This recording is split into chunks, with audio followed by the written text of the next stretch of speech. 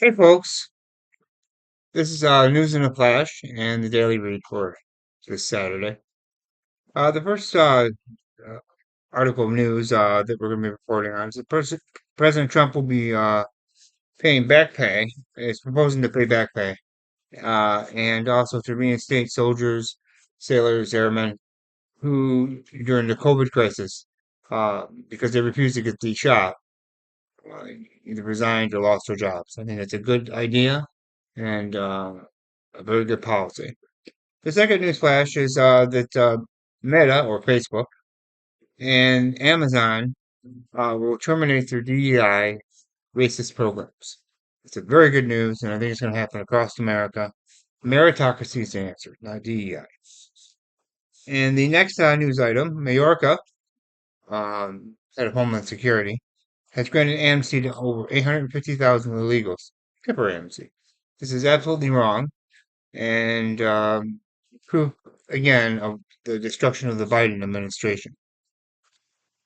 The next news item we have Greenland Prime Minister Egad. I don't know, I might be pronouncing his name wrong. Who has decided that he wants to talk with Trump. And there's also reports that the Trump team has also talked to Denmark. I believe that Greenland should be bought by the United States. It's a strategic asset, and it's something that we need for a variety of reasons.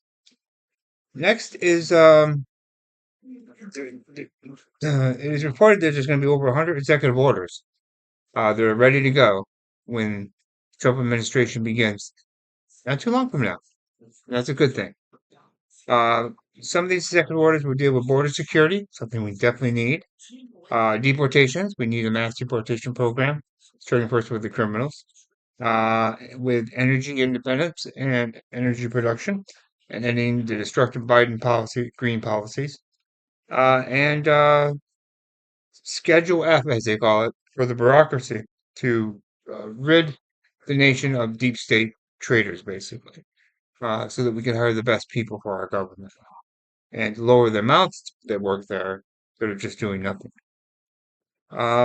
Next, the last basic news item is regarding Fetterman, the senator from Pennsylvania. He is my type of Democrat. If the Fetterman represented the Democratic Party overall, I would still be a Democrat. Right now, I'm a Trumpocrat, but I would still be a Democrat if it was like Fetterman is. He basically says that the Democratic Party even though it disagrees on certain principles, needs to work with Trump on his agenda and get its opinion in, and not be so anti everything. So I really support Fetterman. I think he's shown himself as a great senator of Pennsylvania, and good job, Mitch. He's somebody that I'm growing greatly in respect for. He's gone through a lot as well.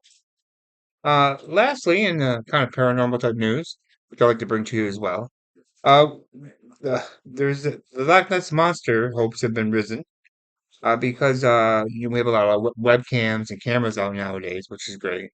It's caught on one of those webcams on the Loch Ness, a 20-foot shape moving across.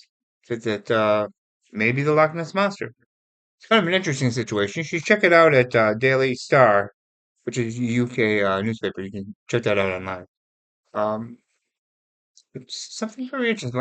The Loch Ness monster and cryptids and stuff like that are kind of interesting, and be kind of and they call it Nessie up here in New York where I live. They have one on Lake Champlain. They call it Champ. So these are creatures that may exist. So something interesting to look at. The world is not just straightforward, it's kind of mysterious. And the mysterious makes it fun and interesting. Now for the daily read. Now, as far as the daily read today, and I'm trying to make things short for today, because it's a Saturday and we all need to go out and enjoy our liberties, or rest or relax, or whatever we need to do. I'm going to read from Alexander Hamilton by Richard Burkheiser, called Alexander Hamilton American. Usually I read from Friedrich, but today I'm going to read from this because Hamilton was definitely a mercantilist, definitely a national economist, the true form of economy which builds nations. And I'm going to read specifically about his report on manufacturers that he gave to George Washington as a way to build America into a great power so that could become a challenge to the British Empire as the Empire of Liberty. Um, so I'll start here. Two of Hamilton's proofs strike the modern ear as unassailably blunt. Manufacturing, it says, increased the surplus produce of the soil. The bowels as well as the surface of the earth are ransacked for articles which were before neglected. Animals, plants, and minerals acquire a utility previously unexplored. Manufacturing also pried the idle out of the home. That's one part. And then a diverse economy, he argued, developed society. The spirit of enterprise must be less in a nation of mere cultivators than a nation of cultivators and merchants.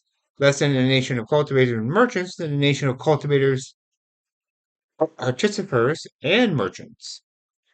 Every new scene which is open to the busy nature of man to rouse and exert itself is the addition of a new energy to the general stock of effort. Equally important, a diverse economy develops individuals. Minds of the strongest and most active powers fill, fall below mediocrity in labor without effect if confined to congenial pursuits. But when all the different kinds of industry obtain in a community, each individual can find his proper element and can call into activity the whole vigor of his nature. That is part of the Hamiltonian system, which is our first Secretary of the Treasury, um, Alexander Hamilton, Petro, he's on the $10 bill as well, proposed to George Washington. Washington agreed with it. America embraced it in parts during the Democratic Republican era, and to a greater extent, after Abraham Lincoln was elected and after the Civil War, we developed something we call protectionism, which developed parts of the Hamiltonian system, which was rooted in the mercantile capitalist system, true capitalism, the form that builds nations. What we just call it mercantilism. So this is a little bit of a daily read. I hope you guys all have a great Saturday, and have a great day, folks.